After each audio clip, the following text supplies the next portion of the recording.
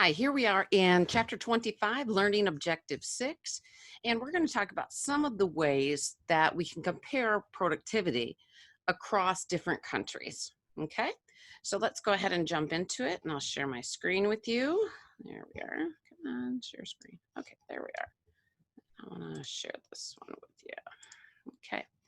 So again, learning objective 6, and we're taking a look at comparatively speaking among different countries and productivity. So the first way that we can compare is from investment from abroad. And there are two types of investment that we want to discuss. The first one is foreign direct investment. And foreign direct investment is where a company is owned and operated by a foreign entity. Some countries do not allow a foreign entity to own more than 49%. So for example, Japan, a Japanese company must own 51% of the equity or the shares of that company. So that means that foreign entities, they do not allow foreign direct investment. So how then do American companies operate in Japan? What they do is partner with a corporation or several corporations. One of the largest that I know of is the Mashuta Corporation. And this is really all they do is they become the Japanese entity for the foreign direct investment to get around the law of Japan where you can't be a foreign entity owning more than 49%. Now, the US and many other countries have no problem with portfolio investment. And this is where we talk about financial investment, and it's financed by foreign money, but it's operated by domestic residents. So these are the two key ways. If you're interested in foreign direct investment, I have a little some information, some data I pulled up from the World Bank. And so let me go ahead and share that screen with you. Let's see if I do this right. I hope so. Okay. Let's see. I think you should be able to see it now. Maybe not. Stop sharing. Let me try one more time. When I share multiple screens, sometimes it doesn't go the best. So I'm going to go ahead and hit share. Okay, so now you can see. This data actually goes all the way back to 1970 in the Excel spreadsheet that I pulled up.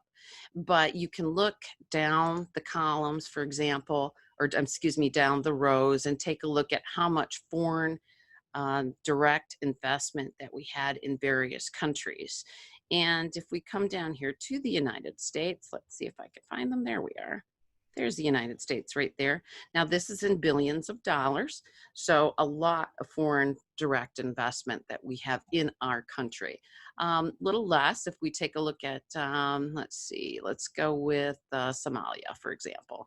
A little bit less when you compare it to others. Again, this is just a lot of the data that's out there that economists use when we are thinking like scientists and want to compare these different things and different countries. Okay, so let's go ahead and jump back into our slideshow, into the lecture. Okay, the benefits from investment. Why do we invest in other countries and other countries invest in us? Well, we kind of touched on this, and the idea of comparative advantage is one of the biggest reasons. So comparative advantage. In the United States, because the US is the world capital of investing, we do a lot of foreign portfolio investment. And one of the trade issues that we use many times if we're in a dispute with another country, we might ban them from our financial markets like the New York Stock Exchange, the American Stock Exchange, and so on. And that NASDAQ would be another one that I want to put in here. And that is huge because we are, again, the world's financial market. And so when we take a look at doing that, it's really detrimental to a country when we do it. So some of the benefits that we have from investment, either portfolio investment or direct investment are listed here. Again, when we take a look at some entities that look at investment from abroad, the World Bank is a good one. You can click this hyperlink to go to the World Bank website. Again, lots of data, lots of information. And again, they do make loans, okay? We're going to talk about the International Monetary Fund in just a moment. But again, to improve infrastructure, because if you have a country like Mali that we looked at in chapter 25, you know, who really wants, I don't want to say who wants to invest for the idea of comparative advantage because Mali's land resources are so poor. But when we look at why we might invest in that country, they have other things which they'll be able to trade once they have that infrastructure. Here's the International Monetary Fund, again, set up in World War II.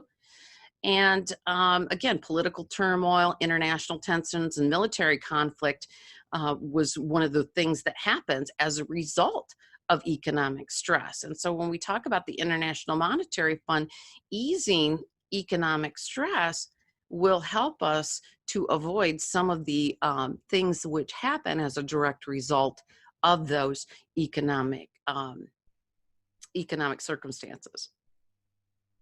Okay, that's the end of this objective, and I'm going to see you back in objective, I think we were doing 6, 7.